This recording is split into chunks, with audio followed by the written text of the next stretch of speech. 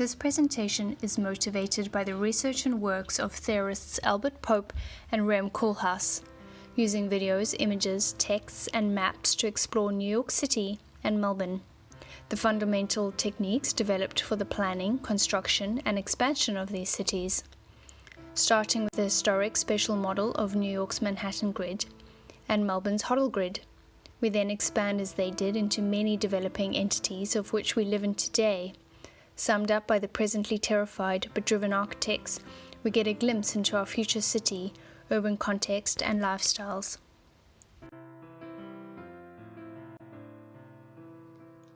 Albert Pope is a Houston-based architect and since 1990 has been a Gus Sessions Wortham Professor of Architecture at Rice University. He is also the founder of Present Future, a future-focused design program at Rice University, which is actively pursuing new density models for carbon-neutral urban development. Pope has an extensive collection of works ranging from journal publications and lectures to the full book-length post-war urban development study, Ladders. Pope is motivated by the urgency in embracing and reworking the current urbanism to pave the way for a sustainable future. He is optimistic that a future sustainable city is possible.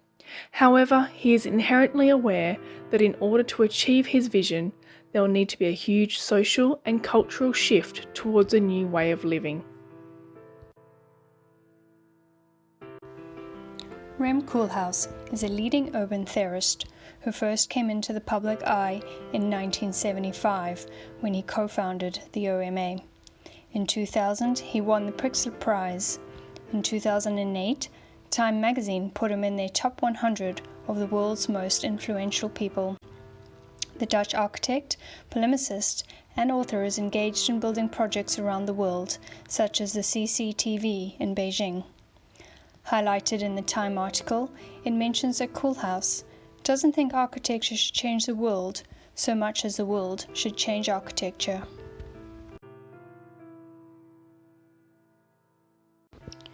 This presentation will take you through the development of historical examples, both local and international.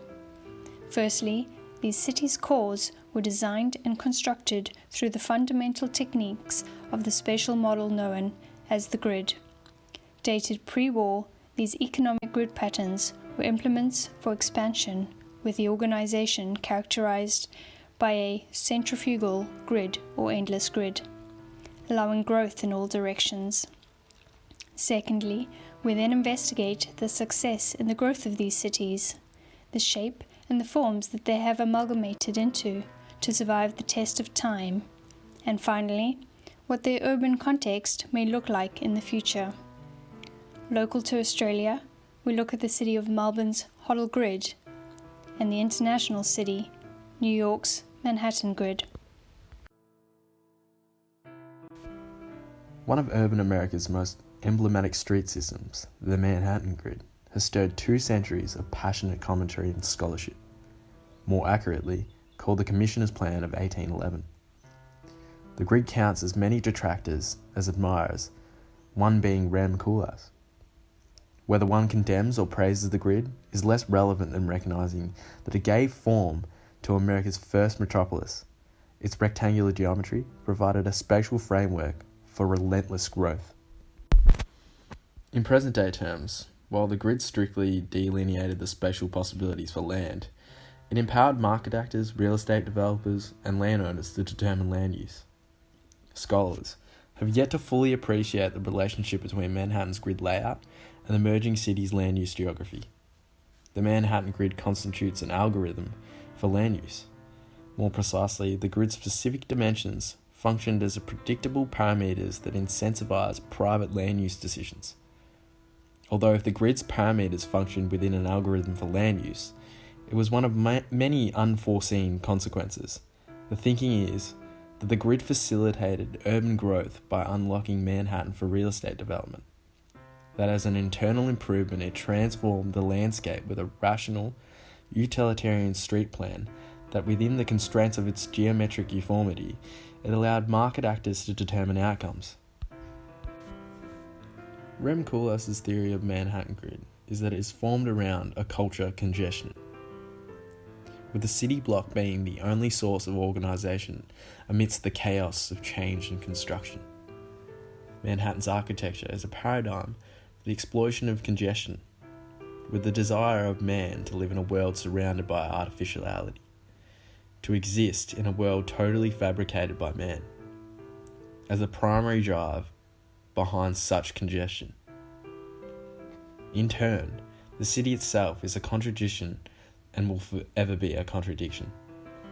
Although Rem doesn't explicitly describe the research methodology that led him to the conclusion he draws from bigness, current day Manhattan certainly justifies this theory.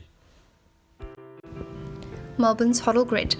In London, Granville Sharp, a philanthropist, anti-slavery agitator and author, formulated symbolisms of the colonial urban grid, a straightforward and flexible planning instrument with commercial benefits and an element of social control. Observed by Rem Koolhaas as real estate speculation and economic utilitarianism underlay the rationale of the grid that was adopted by Governor Darling for the founding of Melbourne. In 1837, Robert Hoddle, designer of the Hoddle Grid, was given the responsibility to use these principles when surveying the potential city. The grid's foundations were then drawn up into 32 8x4 square blocks of about 200 metres by 200 metres, which were cut in half by narrow laneways. The rectangular grid was laid out parallel to the river as an alternative to the typical north-south, east-west layout. Helen Proudfoot, an author, in her chapter Founding Cities in the 19th Century Australia, Miles Lewis, professor of architectural history at the University of Melbourne, both commend Hoddle's efforts in surveying the grid, but that it was the regulations laid out in 1829 under the previous governor Rolf Darling that had more to do with the city of Melbourne's distinctive grid design. The only change to these regulations was Governor Burke's request for laneways, which later became the grid's first area of problems. Marcella Corte, architect and urban planner, in his article Melbourne, the Grid, and the Parks, mentions during the early 80s that the city was an empty, useless city centre after working hours. As explained by Albert Pope in his book Ladders, this may have been a result of the grid excluding itself from the expanding city. To bounce back, the city was to adapt, to be more multifunctional, create public spaces, more walkability, and addressing the wishes of the people. According to Albert Pope's research, we do not build grids anymore and have not for at least the last 50 years. The previous colonial influences are waning, and ideas about healthy suburban life models were taking center stage. The ordered, standardized, predictable grid, its virtues begotten, became regulated to the past, and an emerging town planning consciousness claimed it held the key to order, amenity, and beauty through new techniques tailored for modern times. But for Melbourne, the grid will always be a symbol of settlers' grand ambitions for Melbourne.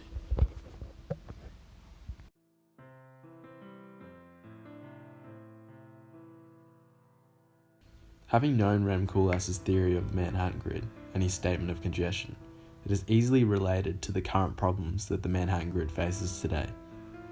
The seemingly invisible urban space of online shopping is currently a problem for the Manhattan grid. Through its necessity in delivering products to customers, online shopping has resulted in an intense physical occupation of the city streets by delivery trucks. These semi-permanent installations of delivery provide no benefit to the public realm and yet have become a very ubiquitous element of urban space. Understanding how the street system plays a role in this calls for a more context-specific discussion of the retail corridors in the mid-19th century Manhattan. Greater connectivity attributable to frequent intersections is a more consequential factor for retail siting than the greater carrying capacity offered by wider roadbeds. Evidently, greater street width alone was insufficient for incentivizing retail algorithmation, although it might have played an auxiliary role in the Manhattan grid's current problem. What clearly mattered more was the level of connectivity provided by the grid's intersection at any given location. One should add that today these streets are retail corridors as a consequence of the 20th century zoning regulations, creating a huge cluster.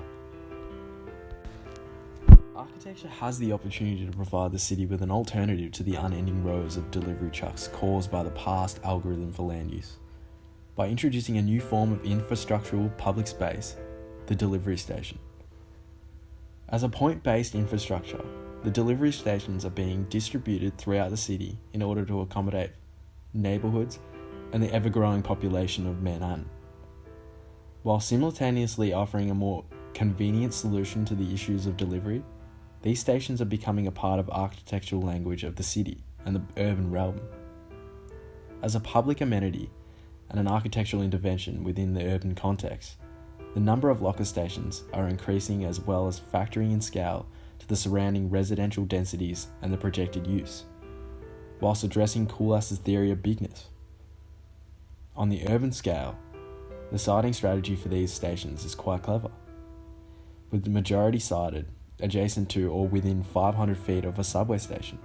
This algorithm takes advantage of an already existing commuter traffic, as well as following current planning strategies to concentrate residential development around public transport in New York. Melbourne's urban context. One of the main influences on modern-day urban planning in Melbourne since the grid is a strategy known as corridor planning. This strategy, first introduced in 1971, still influences the planning of metropolitan Melbourne today. Corridor planning is a method of containing urban sprawl that uses a boundary to protect important environmental areas. The corridors, in which urban growth is concentrated along major transport lines, are separated by areas of protected undeveloped land called green wedges. This strategy increases the urban density of a city, resulting in more efficient use of infrastructure and land, better choice of affordability of housing, and suburbs that are more energy efficient, social, and walkable. This aligns with Rem Koolhaas's and Albert Pope's ideas that future cities need to create value for society, become more walkable, multifunctional, and environmentally considerate. The Melbourne 2030 plan was proposed by planning authorities in 2002, and it continued to build on the corridor planning strategy. It introduced the idea of an urban growth boundary, which surrounds existing urban areas of the city and separates them from the green wedges. The plan aimed to intensify existing urban areas by infilling existing urban sites and by redeveloping along public transport lines into mixed-use activity centres. This would reduce the need for private vehicles, therefore making the city more walkable and more sustainable. Both Pope and Koolhaas agree that sustainability is key to the success of future cities. The plan was met with the criticism that authorities had not put firm enough measures in place to drive this strategy. The government responded a year later by defining the extent of the urban growth boundary area and the green wedges of Melbourne. This is an example of change implemented by a political system which Koolhaas stresses the importance of for a sustainable city. He also points out that most governments are lacking in their ability to, quote, mobilize and take precautions for the future, end quote. In Melbourne, this is evidenced by the flexibility of the urban growth boundary, the initial lack of investment in growth corridor, public transport, and the lack of incentives to encourage development in urban growth corridors specifically. The plan has been superseded by new governments over the years. However, corridor planning and urban density have remained consistent themes.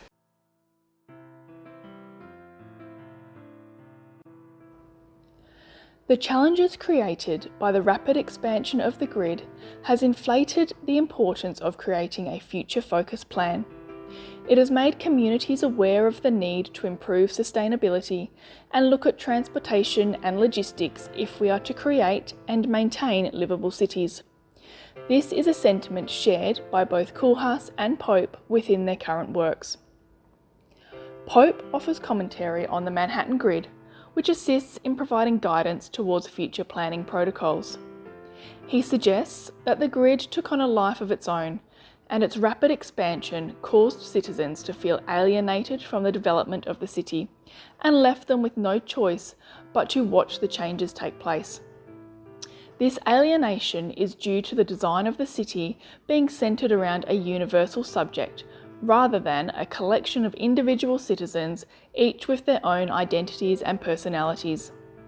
Focus on this universal subject is what has allowed for the implementation of a brutal and oppressive mode of urbanisation.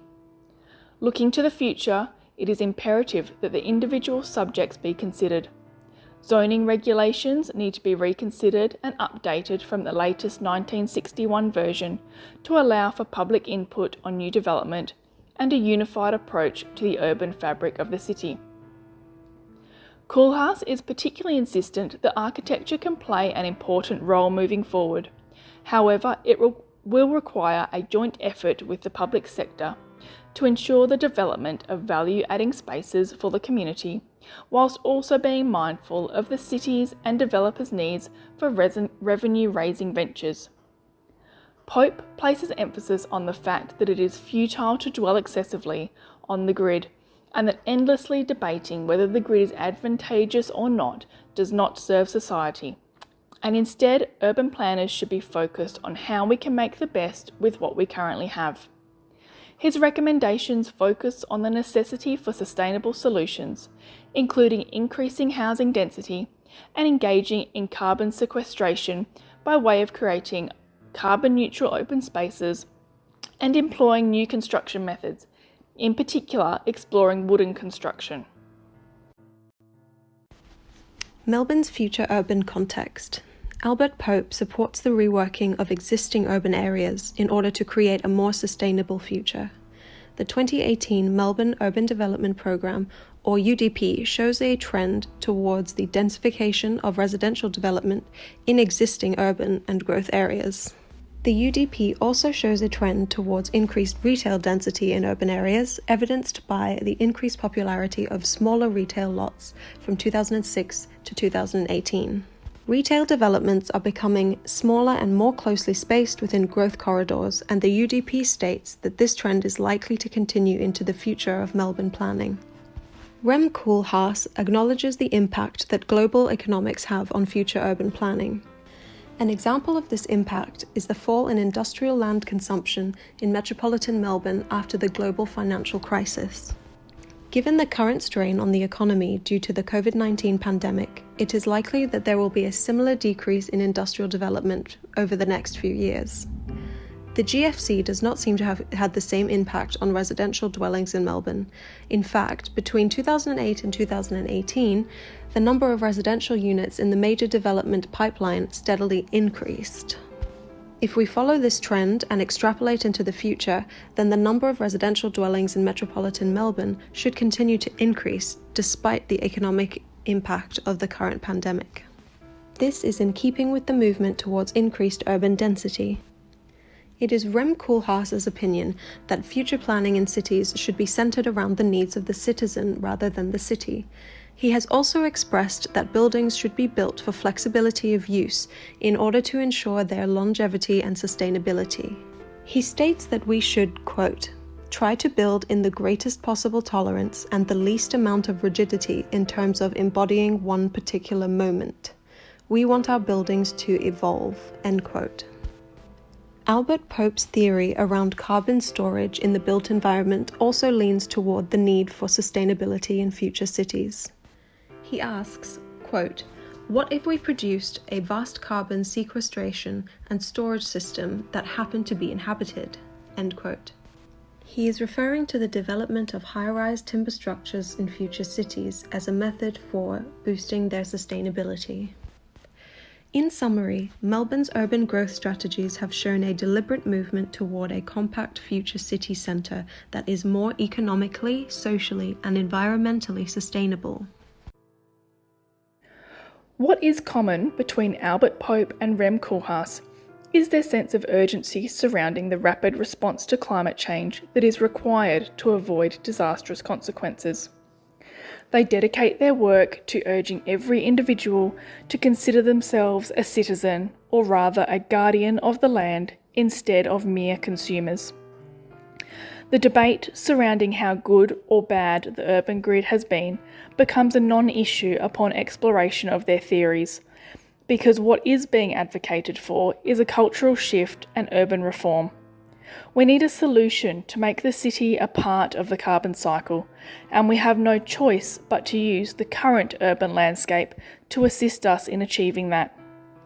As a starting point, Koolhaas and Pope have suggested an increase in urban density, with planning principles more closely aligned with the radiant city model than the gridiron-based city, to allow for large open spaces and carbon sequester by way of carbon plantations and the use of wood for new builds due to its natural carbon storage ability. Making these changes makes the city a part of the carbon cycle and allows for new urban development to contribute to the betterment of our environment.